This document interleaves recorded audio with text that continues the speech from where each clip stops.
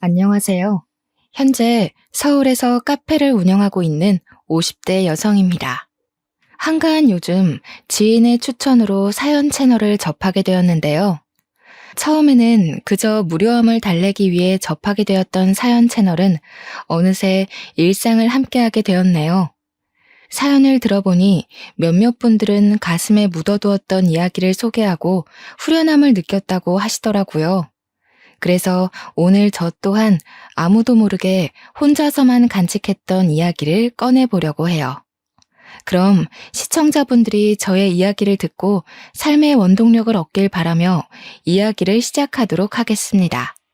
교직에 몸담고 있는 부모님 덕분에 저는 어릴 적부터 신동 소리를 들을 만큼 공부를 잘했었어요.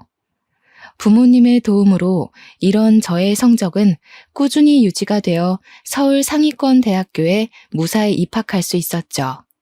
다른 친구들은 대학교에 입학한 후 다른 학교 학생들과 만나 놀러 다니기 바빴는데요. 성격 자체가 시끄러운 것을 싫어하는 저는 새로운 사람을 만나 몰려다니는 것이 귀찮게 느껴지더군요. 그래서 의도치 않게 공부에만 매진하게 된 것이고요. 다른 동기들이 놀러 다닐 동안 공부를 해서인지 성적은 항상 상위권을 차지했고 어느새 교수님들의 기대를 한몸에 받는 학생이 되어 있었죠. 교수님들께서는 하나같이 대학원에 가 교수의 길을 걸어보는 것이 어떻겠냐며 권유를 해주셨습니다. 성실함과 뛰어난 두뇌가 아깝다면서요. 공부하는 것을 좋아했기에 교수님의 말씀처럼 대학원에 진학해 더 공부를 하고 싶었는데요. 세상 모든 일이 자기 뜻대로 되지 않듯 저 또한 대학원에 진학하지 못하게 되었네요. 대학교를 졸업하자마자 가부장적이던 아버지의 뜻에 따라 맞선을 보고 결혼을 하게 되었거든요. 맞선을 보라는 말을 들었을 때만 해도 아버지를 설득해보려 노력을 했습니다. 왜 그런 말이 있잖아요. 아무리 깐깐하고 엄한 부모라고 해도 결국 자식을 이기는 부모는 없다는. 아버지 또한 그럴 거라고 생각했어요.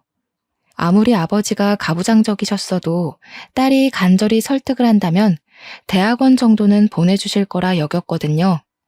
하지만 아버지는 외동딸의 투정으로 자신의 뜻을 꺾을 만큼 호락호락하지 않은 분이셨어요. 대학원 얘기가 나오면 역정을 내시는 아버지로 인해 결국 맞선을 나가게 되었고요. 다른 사람들이 보기에 멀쩡히 대학교까지 보낸 딸을 빨리 시집 보내려는 아버지가 이상하다고 생각할 수도 있는데요. 여기에는 그만한 사정이 있었습니다. 사실 저는 어렸을 때부터 몸이 약해 툭하면 쓰러지기 일쑤였는데요. 아버지께서는 이런 약한 몸을 걱정하셔서 외동딸인 저에게 하루라도 빨리 짝을 지어주려고 한 것이었죠. 그렇게 남편과 처음 맞선을 보게 된 것이죠. 아버지의 강요로 인해 어쩔 수 없이 나온 맞선 자리였지만 남편은 수더분하고 참 괜찮은 사람이었어요. 남편과 만나는 횟수가 많아질수록 그 생각에는 변함이 없었고 결국 맞선을 본 지 한 달 만에 남편과 결혼을 하게 되었답니다. 다른 사람과 맞선을 본다고 해서 남편보다 더 나은 사람이 나타날 것 같지는 않았으니까요. 결혼 후에는 남편이 일하고 있는 회사 근처로 이사를 가 그곳에서 신혼생활을 시작하게 되었답니다. 물론 서로 처음부터 사랑 때문에 시작한 결혼이 아니었기에 서로에게 딱 맞는 배필이라는 생각은 들지 않았지만 저희 부부는 서로에게 양보하고 배려하려고 했기에 큰 문제없는 신혼생활을 보낼 수 있었네요. 남편에게 고맙기도 했어요. 남편이 대기업에 다니는 덕분에 안정적으로 전업주부 생활을 할 수 있었으니까요. 그리고 신혼생활을 보낸 지 1년 만에 저희 부부 사이에서는 사랑스러운 딸아이가 태어나게 되었죠. 주변 지인들은 아이를 키울 바에는 차라리 매일 야근을 하겠다고 선언을 할 정도로 아이를 키우는 것이 힘들다며 푸념을 했는데요. 타고나길 순하고 착하게 태어난 딸 덕분에 저희 부부는 육아가 힘들기는커녕 오히려 즐거웠는걸요. 하루하루 커가는 딸아이의 모습을 옆에서 지켜보는 것은 그 무엇과도 바꿀 수 없는 큰 기쁨이었고요. 딸아이를 볼 때면 행운을 가져다 준 복덩이라는 생각이 들 정도로 딸아이가 태어난 후 저희 부부에게는 좋은 일만 일어났답니다. 청약에 당첨돼 더 좋은 곳으로 이사를 갈 수 있었던 것은 물론 과장에 머물러 있던 남편은 차장으로 승진까지 했거든요. 무탈하게 지내던 저희 가족은 딸아이가 고등학교에 올라가게 된 후 이사를 가게 되었어요.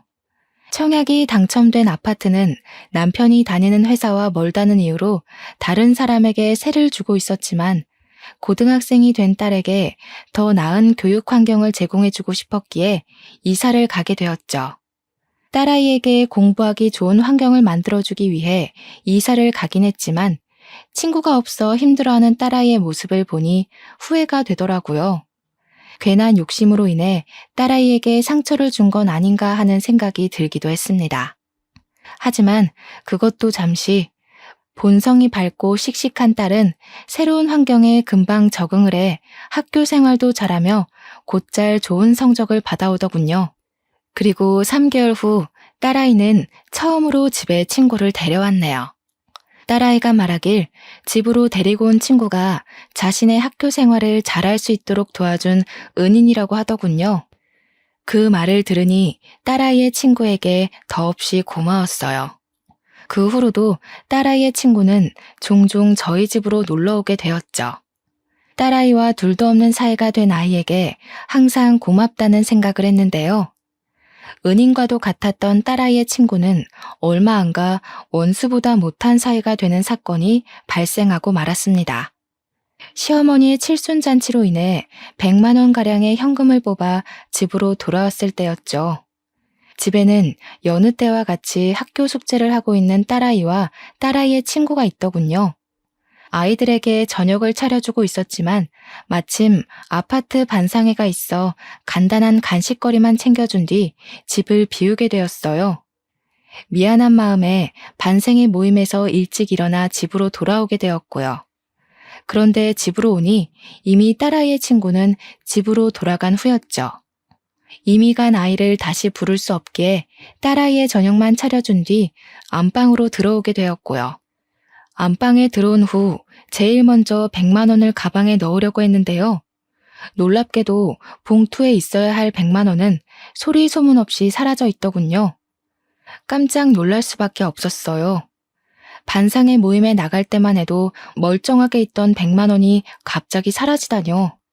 말이 안 되잖아요.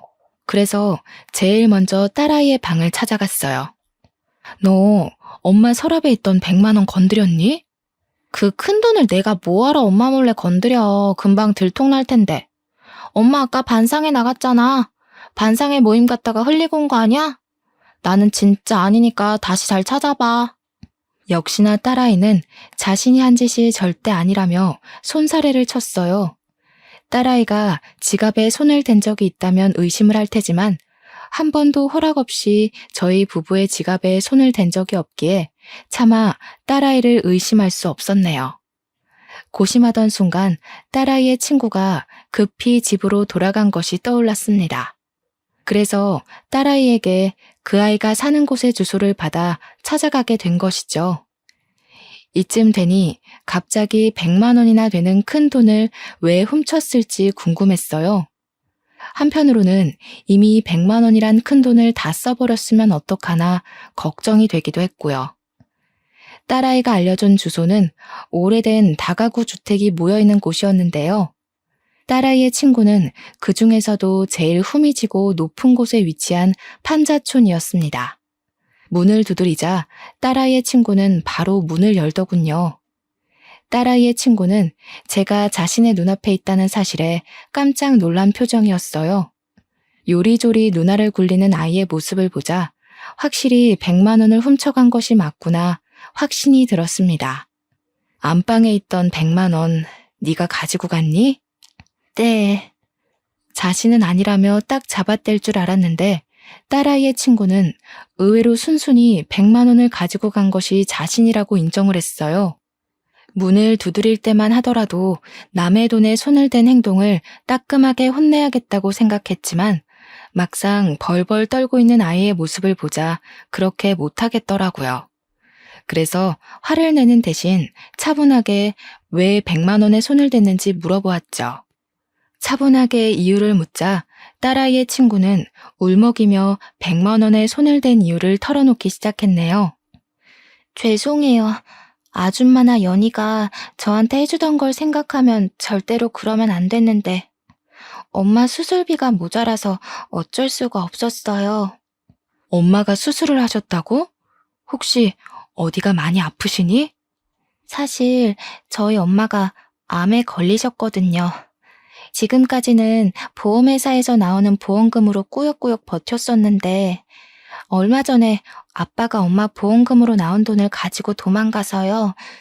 내일 당장 수술인데다가 돈이라고는 집에 있는 현금 10만 원이 전부여서 그만.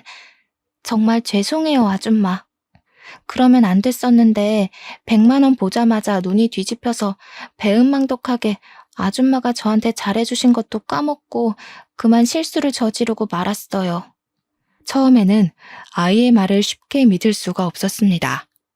아무리 어리다고는 해도 돈 앞에서는 얼마든지 영악해질 수 있는 게 사람이잖아요.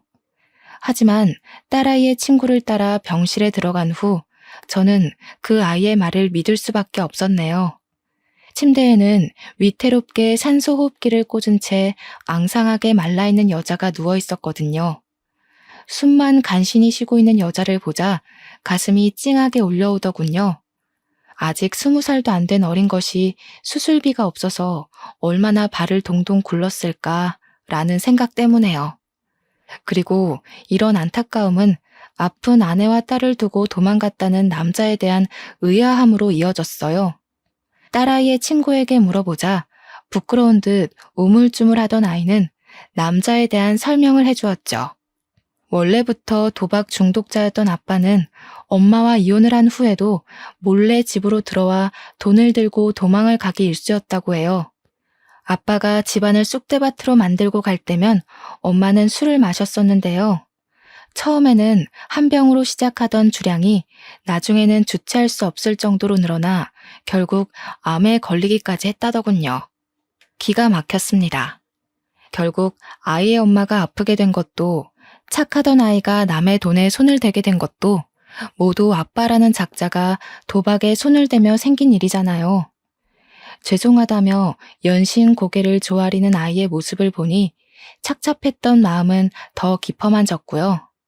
잘못된 선택을 할 수밖에 없었던 아이의 마음을 떠올리자 마음은 무거워졌고 결국 직접 나서서 병원비를 해결하기로 마음을 먹게 되었네요. 통장에는 남편 몰래 아파트 아이들의 공부를 도와주며 모아두었던 500만 원이 들어있었거든요. 모든 병원비를 내주자 딸아이의 친구는 오열하다시피 하며 몇 번이나 감사하다는 인사를 했습니다. 자신이 열심히 일을 해 꼭 돈을 갚겠다는 말까지 하면서요. 아직 고등학생밖에 되지 않은 딸아이의 친구에게 당장 500만 원을 갚으라는 말은 하고 싶지는 않았어요. 그래서 성인이 된 후 차근차근 갚으라는 말을 한 것이고요.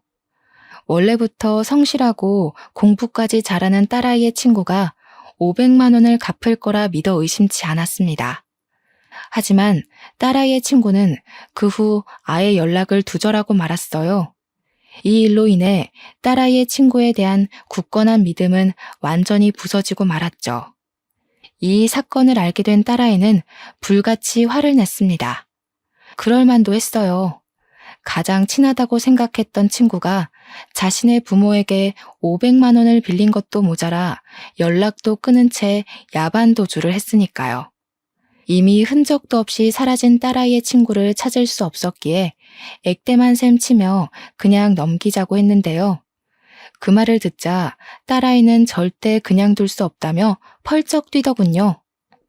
말도 안 돼. 엄마 미쳤어? 얌체같이 남의 집 돈이나 탐내는 애랑 친하게 지낸 것만 생각해도 속이 뒤집힐 것 같은데. 엄마까지 도대체 왜 그래? 500만 원이 누구 집 개 이름도 아니고.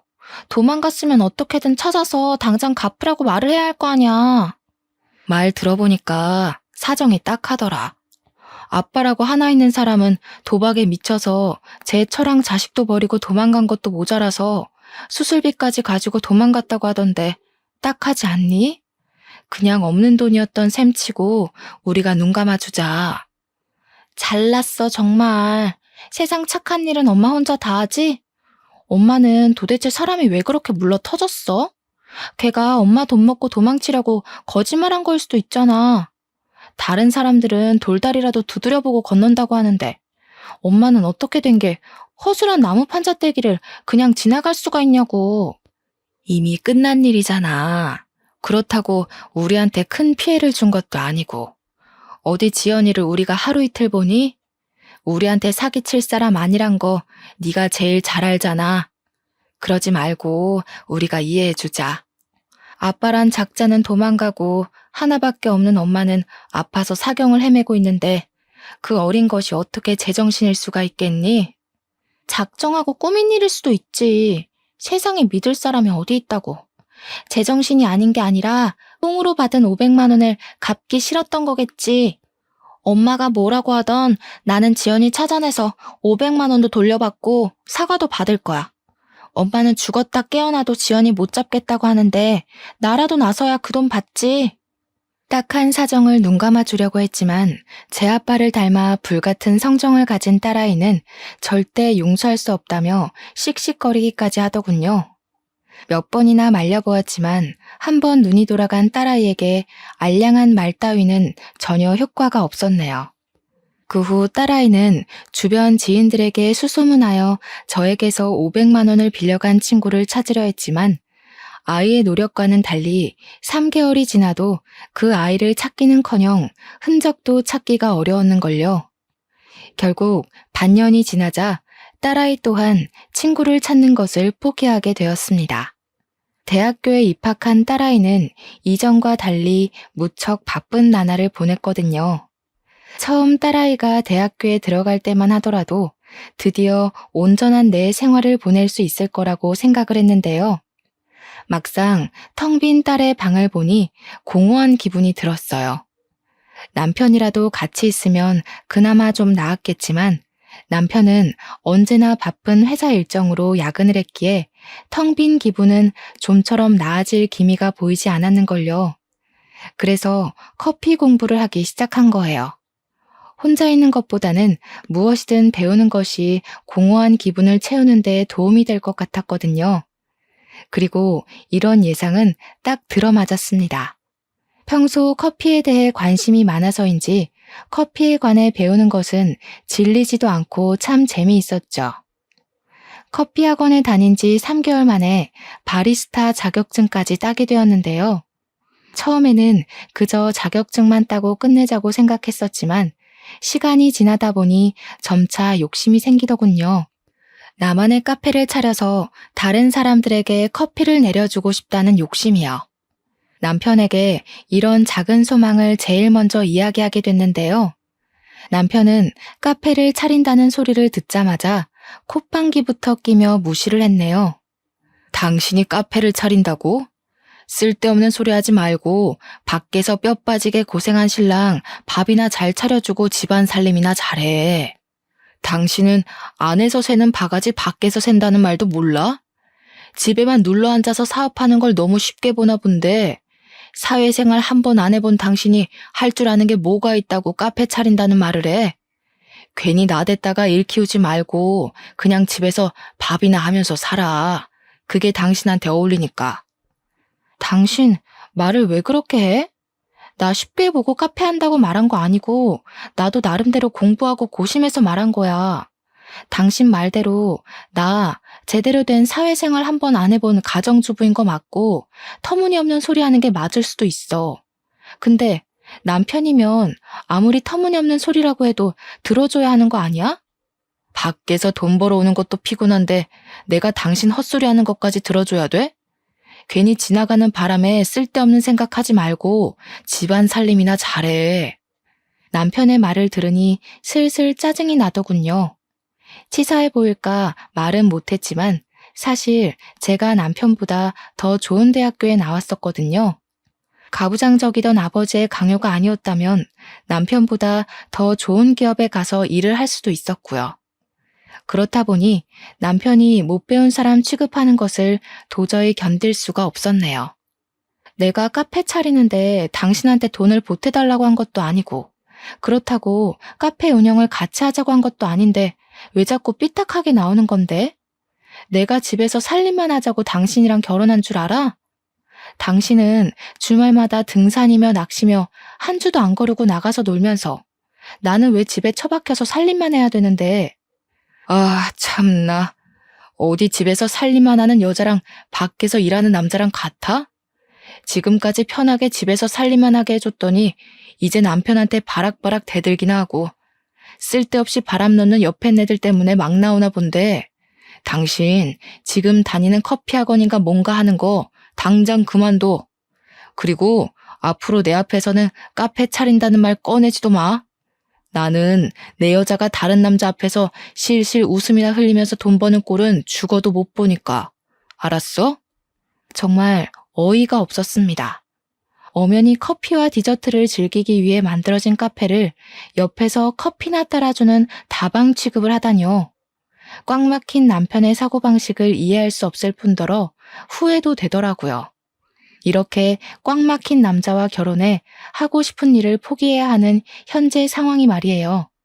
그리고 이런 남편의 반대는 오히려 승부욕을 끌어올렸고 될 대로 되라는 심정으로 대출을 받아 카페 사업을 시작하게 되었죠. 물론 처음에는 대출금을 갚지 못할 정도로 장사가 되지 않으면 어쩌나 걱정하기도 했지만 결과는 성공적이었어요.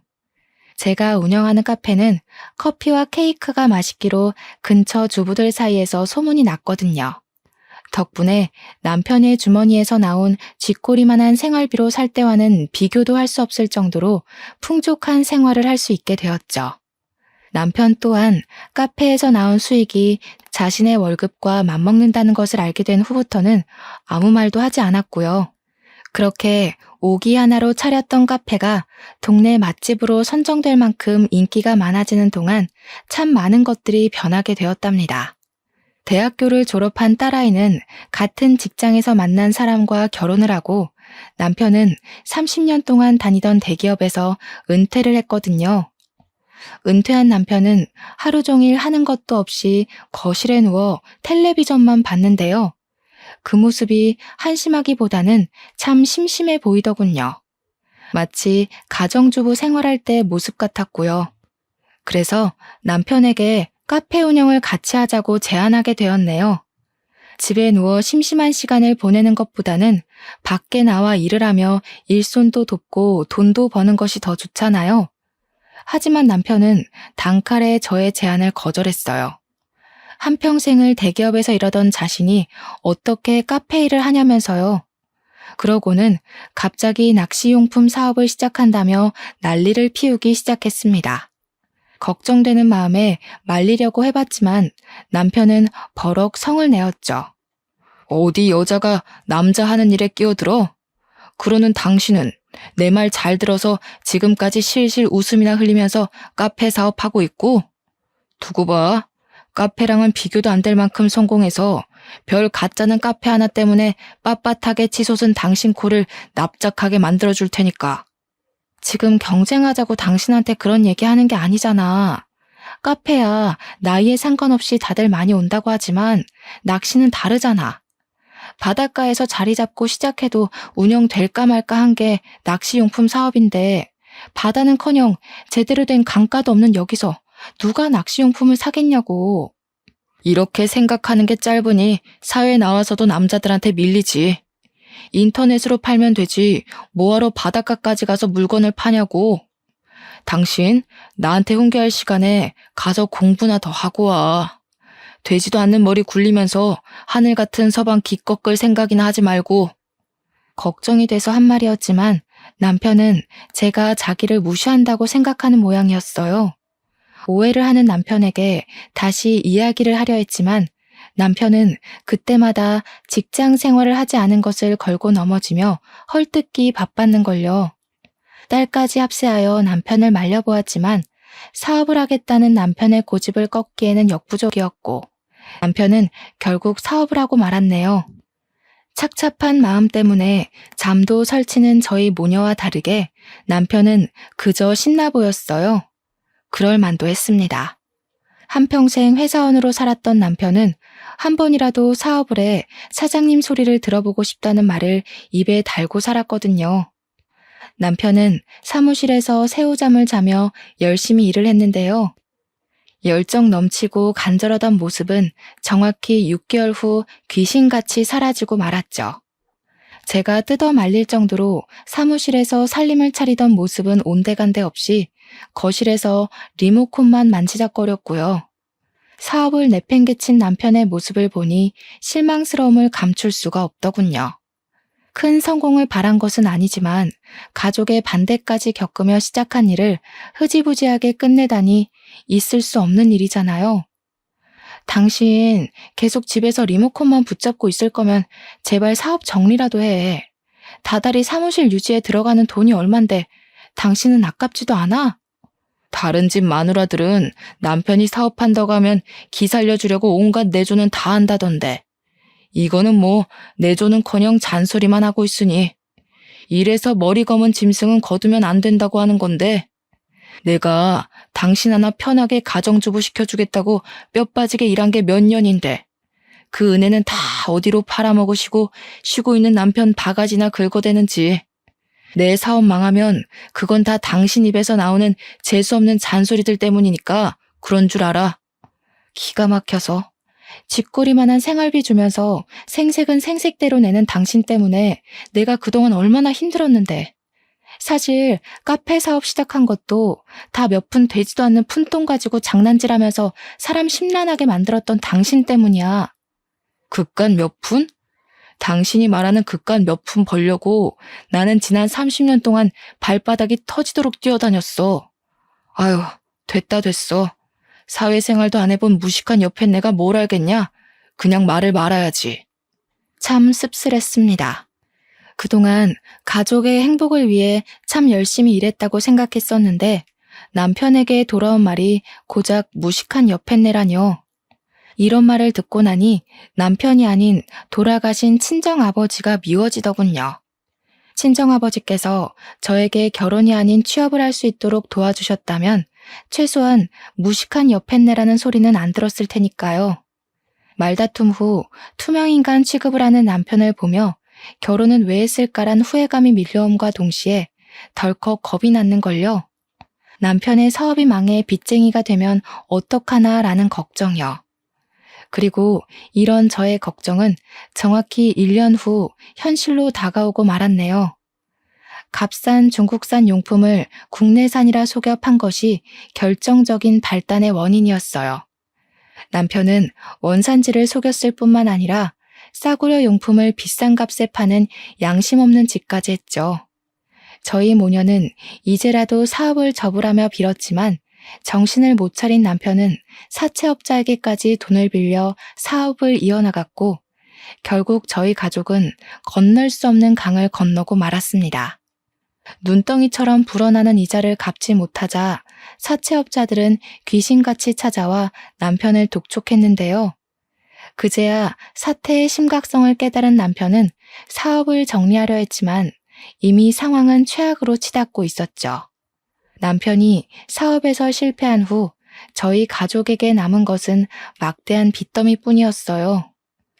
남편은 막노동을 하며 돈을 벌었고 하루에 6시간만 카페를 운영하던 저는 영업시간을 24시간으로 바꾸며 빚을 갚기 위해 노력했습니다.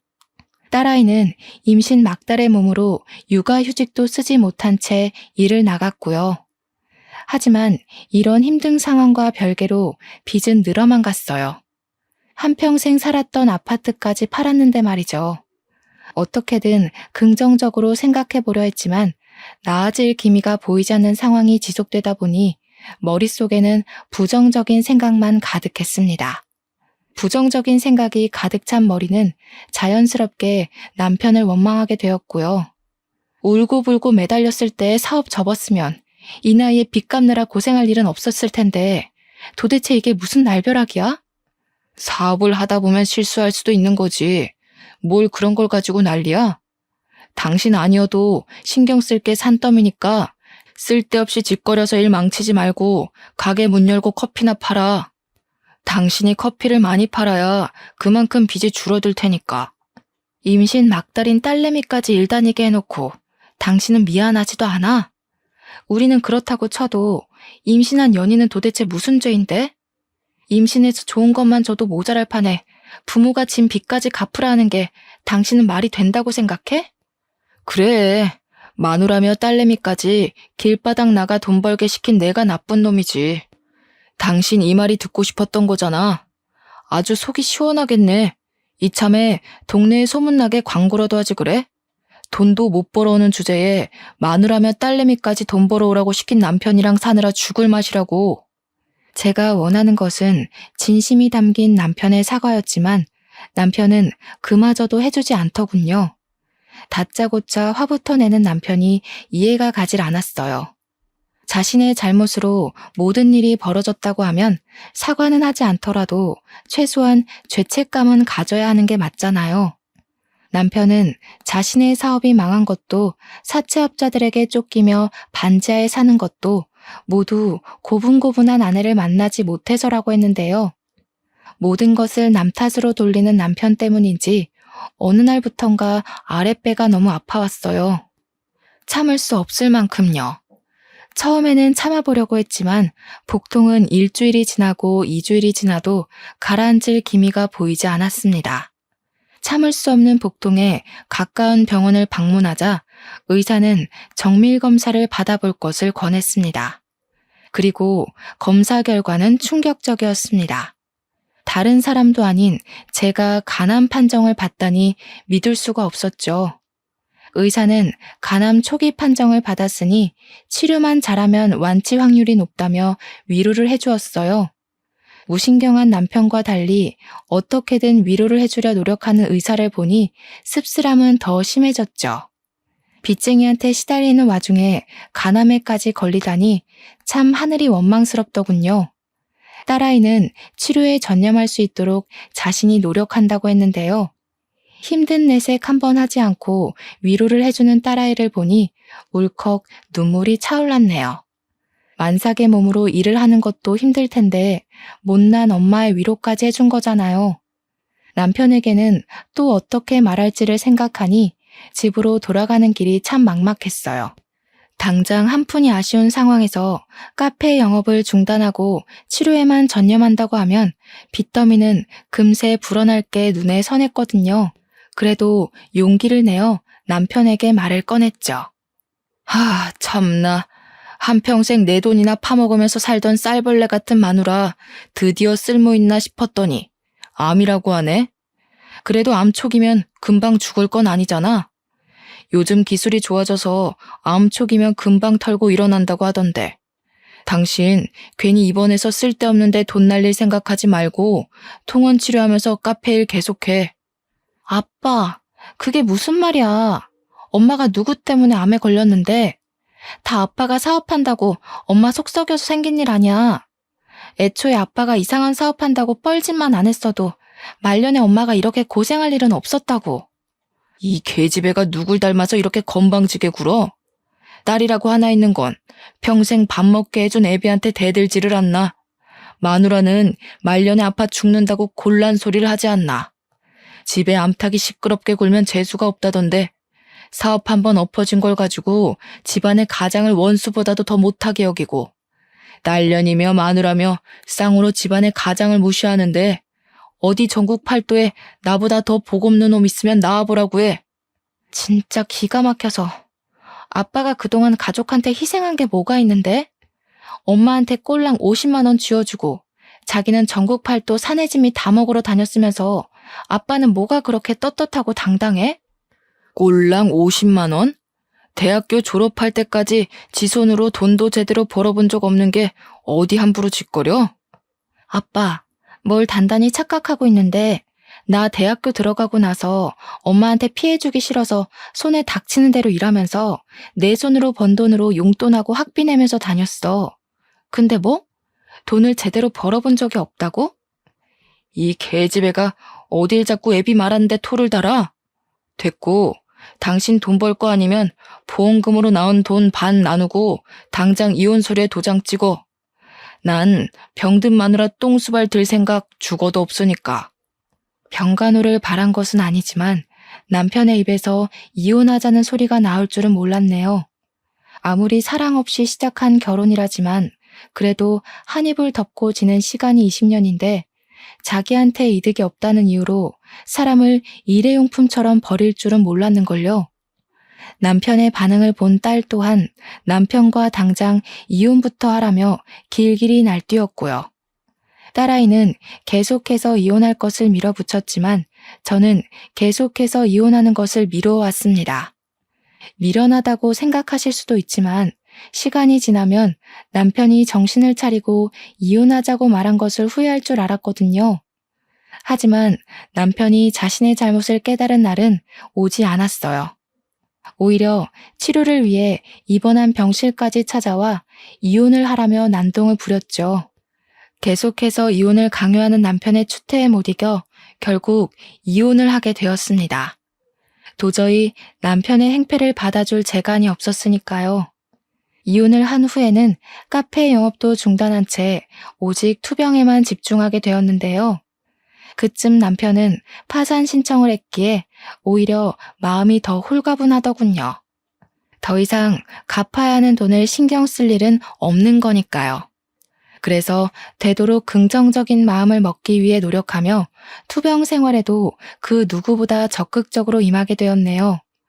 하지만 빨리 낫고 싶다는 간절한 마음과는 다르게 몸은 하루가 다르게 나빠졌어요. 치료를 할수록 악화되는 몸 상태에 결국 카페를 처분하기까지 이르렀고요. 10년 넘게 운영하던 카페를 처분하는 것이 쉬운 일은 아니었지만 몸이 따라주지 않았기에 어쩔 수가 없었죠. 그리고 카페를 내놓은 지 일주일도 안 돼 부동산에서 연락이 오더군요. 카페를 인수하겠다는 사람이 나타났다면서요. 카페를 인수하겠다는 사람이 나타난 것은 기쁜 일이었지만 한편으로는 착잡하기도 하더라고요. 어찌되었던 10년 동안 정들었던 카페를 내놓아야 하는 일이었으니까요. 무작정 기쁘지도 무작정 슬프지도 않은 마음에 카페를 가게 되었는데요. 카페 앞에 도착하자 까무러칠 만큼 놀라고 말았네요. 카페 인수를 하겠다고 나타난 사람은 다른 누구도 아닌 딸아이의 친구였거든요. 같이 온 딸아이 또한 저와 마찬가지로 많이 놀란 듯 보였어요.